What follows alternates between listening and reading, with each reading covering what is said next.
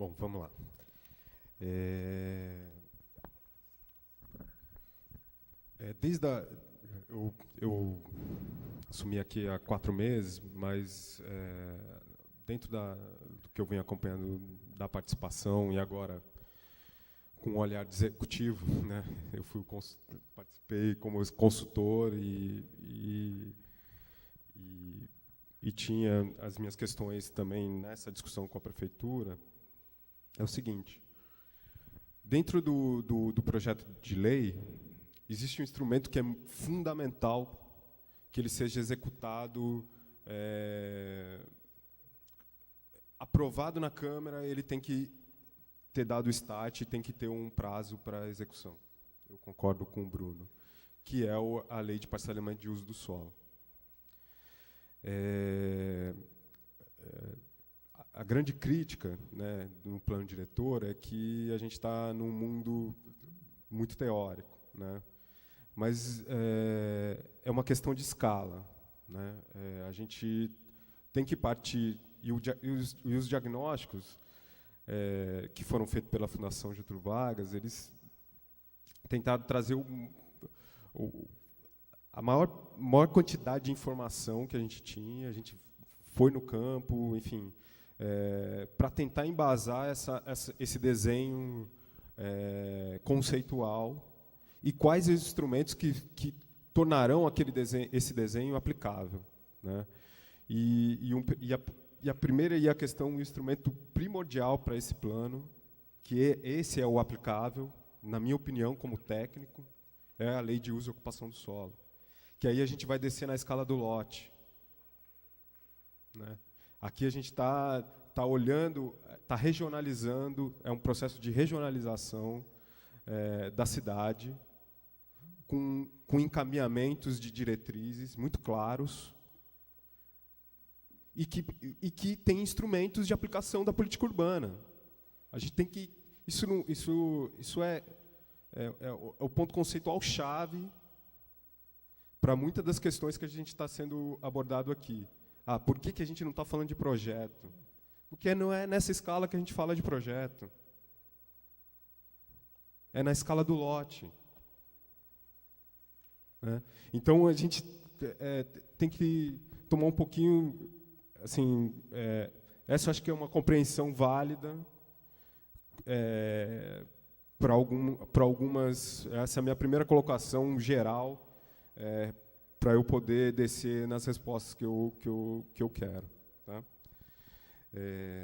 Então, é só essa condição de escala e que o instrumento, lei de zoneamento, a lei é o instrumento que vai dar aplicabilidade a toda essa conceituação que a gente está trazendo dentro do plano. Tá? Que é uma conceituação moderna, em que a gente quer reviver os bairros, querem que as pessoas estejam na rua. Por isso que a gente está chamando centralidade. Tem que descentralizar a cidade. Um fator de segurança é as pessoas na rua. Então, não mais polícia, desculpa. Essa é uma posição minha, pessoal e ideológica. Tá? E como é que a gente faz isso? Dando infraestrutura para os bairros. Dando um olhar novo para os bairros. Reacendendo as centralidades. Trazendo o valor cultural dos bairros, que estão aí perdidos, sem uma integração e sem uma vivência do espaço territorial de cada lugar. Bom, agora eu vou tentar responder a cada um, dentro da minha limitação aqui de tempo e das questões. Cíntia, desculpa. Também, quanto mais sugestões, acho que a gente já teve uma conversa muito franca, eu acho que o Poder Executivo está aberto a esse diálogo de incorporação de novas ideias. Então, essa coisa do Colégio Brasil, eu acho que a gente tem que rever, entender que patrimônio é esse, acho que existe uma questão legal e etc., que tem que investigar o que é esse colégio para ver se ele pode entrar como uma PAC ou não, tá? Como uma ZEPAC, desculpa. Então, a gente precisa entender um pouquinho e olhar no detalhe ali como é que incorpora isso dentro desse zoneamento. Tá? Você também citou a questão das comunidades, em algumas comunidades ali no Cubango, certo? Como delimitação de AEs. Traga sugestões também de delimitação. A gente já também teve uma conversa, a Cíntia me procurou lá na subsecretaria, com essa preocupação da delimitação de AEs, que foi uma questão que já foi trazida desde a primeira audiência. E aí, desde a primeira audiência, o Renato já falou assim, olha, tem que olhar com mais carinho como é que está isso. E aí eu estou com a minha equipe lá trabalhando em cima disso, e eu acho que a gente, no final, lá na última audiência na Câmara, a gente vai fazer uma devolutiva em relação a isso, e tragam sugestões para a gente, a delimitação das AEs. Né? E se tiver algum conflito ambiental e risco, a gente tem que avaliar. Tá? E aí esse é um trabalho interno nosso dentro da prefeitura, que a gente vai expor ali no último com uma nova proposta de delimitações de AEs, se isso for necessário. Tá? Bom, acho que eu toquei em todos os pontos que você me colocou.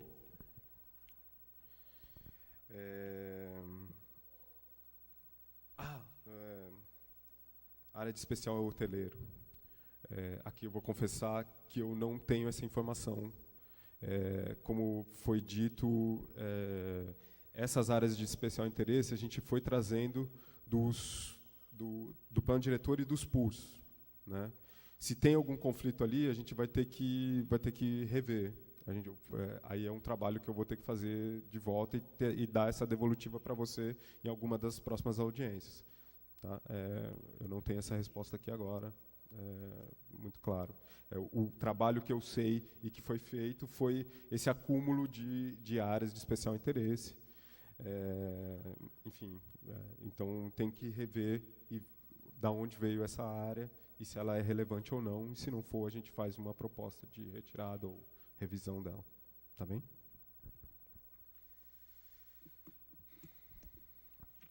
Bom, agora tem algumas questões que algumas pessoas, a Marcelo, o Lucas, o próprio Jorge tocou na questão de remoção.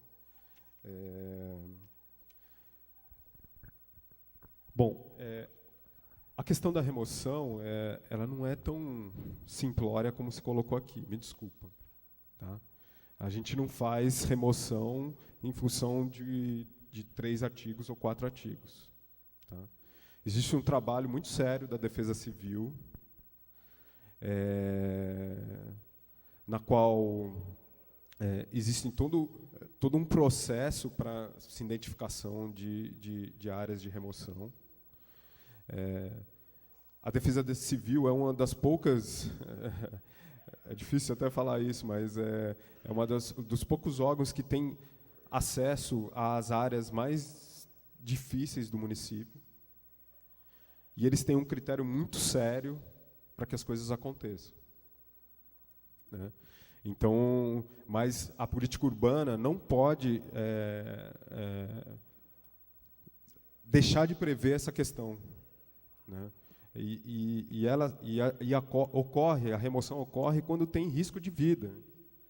Se as pessoas estão... A gente precisa evitar novos bombas, isso é claro. Né? Então, não é... A questão da remoção vai além do que a política urbana dá as diretrizes, que isso tem que existir. E se, dentro dos critérios de risco pessoal e de pessoas, se isso estiver acontecendo, aí vai ser estudado qual é a forma de se fazer, como que se faz. Outra, para onde essas pessoas vão. Então, tem um processo, tem um protocolo interno dentro do Executivo para que isso aconteça. Então, a política urbana aqui está só referendando um processo que já acontece. Bom, agora eu vou responder o Jorge, né? Existem... primeira questão foi em relação a aspectos mínimos. Primeiro, só uma questão, Jorge. Existem mínimos, e os mínimos estão definidos para cumprimento da função da propriedade, da função social da propriedade, né? E os máximos, eles vão ser definidos pela lei. Mais uma vez, pela lei de uso e ocupação do solo. Enquanto essa lei não existir, o que vale são os máximos desenhados pelos PURs, né? Então, tem esse mecanismo transitório. É por isso que a aplicabilidade vem pela lei de uso e ocupação do solo. Tá? Então, os mínimos estão definidos para cumprir a função social da propriedade e os máximos vão ser aplicáveis a partir da lei de uso e ocupação do solo.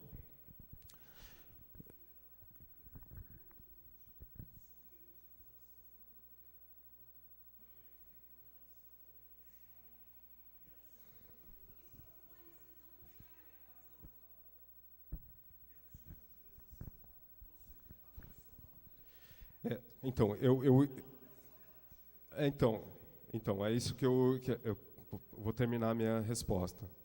E a subutilização não é definido apenas por um parâmetro métrico, de tamanho e etc. Existem outras características que estão definidas aqui para a definição de vazio e subutilização, que o não pagamento de imposto, ligação que... Enfim, tem uma série de critérios para que se chegue ao subutilizado. Ele não é simples só por métrica de tamanho máximo e mínimo. Acho que isso aqui está dentro da lei.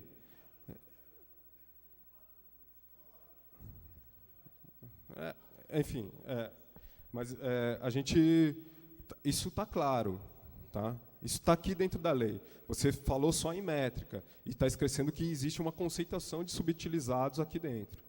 Então, como que o poder público vai entender que aquele lote é subutilizado? Tá? Então, já existe um critério mínimo aqui definido dentro do plano diretor. Tá? Em relação ao déficit, existem dois números mesmo, Jorge, e aí eu posso explicar por quê. O primeiro número mais baixo é o cálculo da Fundação João Pinheiro, que é a fundação que divulga o déficit habitacional. Tá? Só que existe um problema com o dado do IBGE. Né? Eles têm as áreas subnormais estão subenumeradas. Existem muito mais domicílios do que o IBGE está falando. Então, é por isso que tem um dado menor. O dado maior veio do PLIS, que é o plano de habitação, que infelizmente não virou lei. Regina é o mantra da Regina, mas aqui a gente levou em consideração dentro do diagnóstico. Tá? Porque o PLIS vai um pouquinho além. Ele consegue enxergar as áreas subutilizadas e tem um critério ali para jogar esse número um pouco para cima. Então, por isso que existe essa discrepância de dois números. Que são um é o olhar da Fundação João Pinheiro a partir dos setores censitários, que existe um problema de contagem com as pessoas que, pelo critério que ele tem de déficit habitacional, que é até 3 salários mínimos, enfim, tem uma série de critérios que ele tira do dado do setor censitário, só que justamente essa população é que ele não tem acesso com o recenseador, o acesso é muito difícil. Né? Então, existe uma subnumeração aí de domicílios em áreas de especial interesse social, que é o que eles chamam de aglomerados subnormais. então, existe um problema na origem do dado. Mas o PLIS tenta corrigir isso, e segundo o que é colocado no Compur pela Regina, pelo grupo, pelo FOPUR, que esse déficit é 40 mil. A gente... o mapeamento de uso do solo, de repente, pode dar uma luz nesse déficit, porque a gente está tentando fazer um processo de contagem de telhados nas áreas de favela, para ver se a gente tem uma estimativa melhor.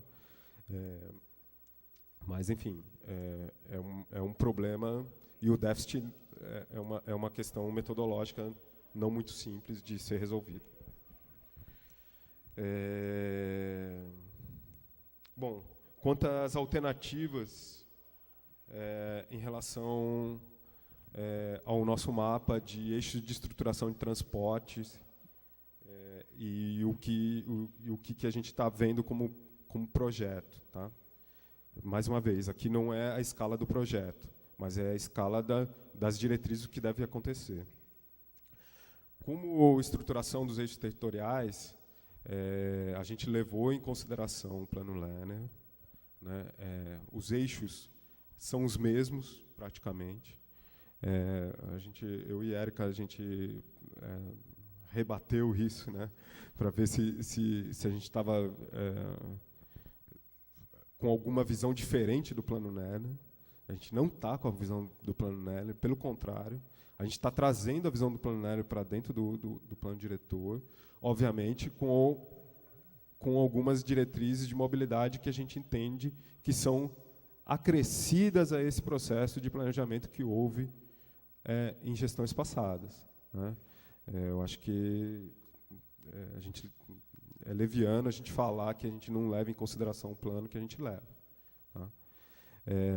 E, obviamente, com essas diretrizes colocadas, o plano de mobilidade é que vai falar o que é viável ou não para ser executado. Tá? E quais são as alternativas.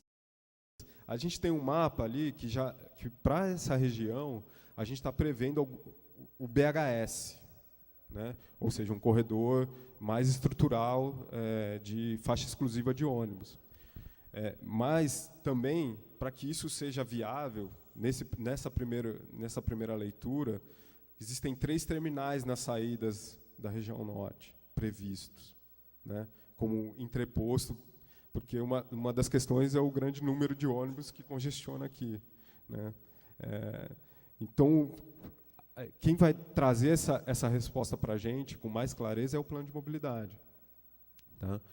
Mas a gente está indicando, como plano orientador do desenvolvimento urbano, que exista corredores de faixa exclusiva, com melhor qualidade, com um atendimento melhor à população, integrado a terminais para você filtrar o que entra ou não, enfim. Existem várias conceituações que estão dentro desse processo que estão indicados no plano, e que a lei e que a complementariedade dele vem para o plano de mobilidade, a responsabilidade de dizer o que é viável ou não, e como que a gente vai fazer isso.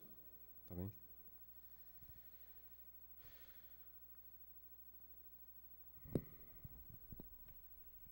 Bom, o Fabiano levantou questão importante, que, mais uma vez, eu reforço a conceituação que está dentro do plano. A gente não pode promover indução a qualquer tipo de urbanização sem ter essa análise prévia de conexão com estruturas mínimas sociais para a cidade. Então, o plano está estruturado para isso, né?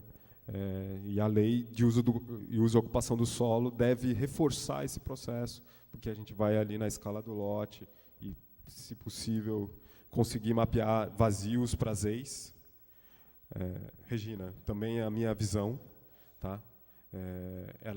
A gente não consegue dar vazio nessa escala que a gente está mostrando, infelizmente. Então, a escala da aplicabilidade, para mim, é a lei de desocupação do solo. Espero que a gente seja muito feliz nessa condição e consiga delimitar isso.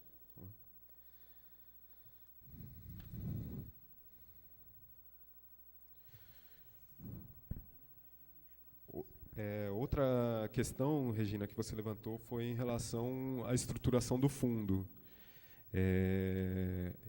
Eu acredito, assim, que você está falando sobre o fundo, né? Que como é que vai ser a governança desse fundo, né? Eu acho que na formatação dele deve incluir todas essas questões e deve ter um debate público para que isso seja esclarecido, né? Então, enfim, também não acredito que seja no plano diretor que a gente defina a forma de governabilidade, mas sim os princípios mínimos do fundo.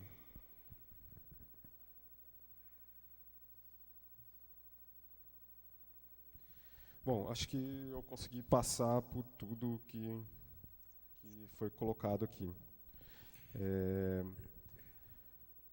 Mais uma vez, a gente do Executivo está à disposição. A minha sala está sempre aberta, 13º andar, para qualquer esclarecimento, qualquer dúvida. Desculpa, Cíntia e Marcela, eu tinha um compromisso com elas de disponibilizar a base.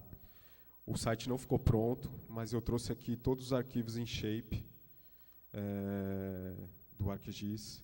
Mas se você quiser também, eu posso transformar isso do Google para o Google Earth, para ficar como uma ferramenta mais acessível. A gente não conseguiu disponibilizar isso na internet, porque, enfim, problema técnico, a gente já viu. Mas eu trouxe todos os arquivos aqui, e para quem precisar, eu posso deixar meu e-mail, é só me procurar, eu encaminho esses arquivos, sem problema. Acho que uma coisa que eu acredito é que a informação tem que ser no mesmo nível para todo mundo, para que a gente tenha um melhor diálogo, uma melhor construção de uma visão de planejamento e aplicabilidade futura melhor. Então, e além de tudo, a gente tem que seguirmos uma lei de acesso à informação. Então, todo e qualquer cidadão pode ter essa informação, enfim, respeitando os princípios de sigilo e etc. Mas essas informações do plano diretor estão disponíveis, e quem tiver alguma dificuldade, eu estou aqui à disposição para esclarecer e para fornecer qualquer tipo de informação que seja relevante para o processo de debate e construção desse plano. Tá bem? Obrigado. Obrigado, subsecretário Rogério. Vou passar a palavra agora à subsecretária Amanda para fazer o uso da palavra. Boa noite a todos. Hoje, representando o secretário Eurico, secretário de Meio Ambiente, eu vou apenas pontuar algumas das questões que foram colocadas aqui. Eu acho que, principalmente, no que se refere ao caso de remoções, o conflito de áreas de especial interesse ambiental e as EIs. É importante mencionar que esse plano diretor ele traz, né, algumas inovações. Ele consegue apontar as diretrizes necessárias também para a criação de novos planos. Plano de contenção de encostas, plano de mudanças climáticas, resiliência. E, como bem mencionou a professora Regina, a importância da gente ter também um plano de drenagem, justamente para não condenar diversas áreas de especial interesse social, dizendo que aquilo é uma área de risco sem que haja outra solução para isso. Sobre a região norte, é importante mencionar, acho que, não sei quem foi que falou, talvez o Bruno, sobre a vocação de algumas áreas, como o Horto do Fonseca, o Horto do Barreto, que são importantes polos, importantes espaços verdes dentro dessa região que já está bastante urbanizada, né? O mapa apresentado pelo Rogério mostra também uma redução em diversos pontos dos fragmentos florestais, restando na questão de qualidade, 2 ou 3. Eu achei muito interessante a fala do seu Ricardo também, né, que vem colaborando com a gente com o replantio de algumas espécies aqui na região norte, de fazer um trabalho em algumas encostas, Holofote, Morro do Castro, então tem sido foco. Falando especificamente para Marcela, deixa eu ver aqui que eu anotei. Marcela, Lucas e Cíntia, vocês questionaram sobre a mancha verde claro ali perto da comunidade São José, né? O que seria aquilo, se existe algum plano de retirada das pessoas que ali residem. Não sei se vocês têm acesso ou já conhecem, mas, enfim, eu posso buscar também mais informações para vocês. Tramita na Prefeitura de Niterói um projeto coordenado pelo GP, justamente para essa comunidade São José. Atualmente, eles estão numa fase de pavimentação e drenagem. A ideia é justamente a reurbanização da comunidade e não a remoção dela. Então, tem sido realizadas assim, acho que as obras de contenção, e a gente está atualmente na fase de pavimentação e drenagem. Posteriormente, o fragmento que tem na região, ele vai ser transformado num parque mais integrado a essa comunidade. Então, assim, não sei se vocês conhecem, têm interesse em saber mais sobre esse projeto específico, não é algo a se preocupar, eu acredito. Então, acho que o Rogério falou muito bem sobre o trabalho da Defesa Civil, que desenvolve na Prefeitura de Niterói. A gente preza principalmente por essa segurança das pessoas, né? Não sendo necessário um conflito direto entre população e meio ambiente. A ideia, acho que nunca foi essa, né? A gente vem tentando cada vez mais aproximar e criar vínculos, sabendo de toda a territorialidade e o sentimento de pertencimento dessas comunidades. Eu acho que é basicamente isso, né? Obrigado, senhora Amanda. Queria agradecer a presença de todos e encerrar a nossa audiência, convocando para a próxima, no dia, só um minuto, no dia 14/8, em Caio Martins. Senhora Regina, no nosso modelo, com o retorno do vereador Bruno, nós vamos discutir isso na LERJ com os demais vereadores. A senhora há de convir que no tempo regulamentar de 3 minutos, na Câmara, desculpa, no tempo regulamentar de 3 minutos, hoje foi aberto, a senhora falou perto de 11. Nós estamos dando chance disso. 11 minutos, foi perto de 11 minutos. E agora eu não posso dar direito a um e não a outro. Então, peço paciência, nós vamos discutir isso na Câmara com os demais vereadores, e aí sim nós vamos modificar o nosso modelo. Obrigado a todos pela presença.